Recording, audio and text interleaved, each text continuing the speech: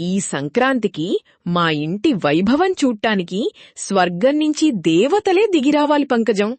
అంత గొప్పగా చేస్తున్నాం. అవునా శారదక్క, మరి ఖర్చు కూడా ఆ రేంజ్లోనే ఉంటుంది కదా? ఖర్చా? పరువు ముందు ఖర్చెంత? ఈ ఊర్లోనే మన ఇల్లు ప్రత్యేకంగా కనిపించాలి. దానికోసం ఎంతైనా ఖర్చు పెడతాను.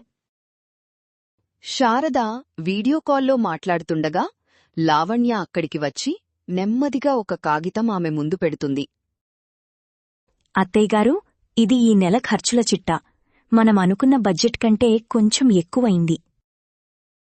చూసాలే, ఇప్పుడీ కాగితాలు చూపించి నా ఉత్సాహాన్ని నీరుగార్చకు.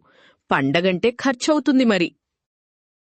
చూసావా పంకజం, ఈనాటి పిల్లలకు పొదుపు తప్ప పండగ వైభవం అస్సలు తెలియదు. నిజమే అక్కా, మా కోడలు కూడా అంతే. ప్రతిదానికి లెక్కలు చూస్తుంది.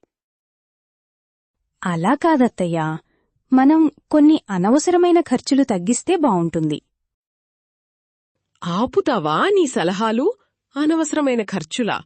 నా కంటికి ఏదీ అనవసరంగా కనిపించడం లేదు. నువ్వెళ్ళి వంట పని చూసుకో.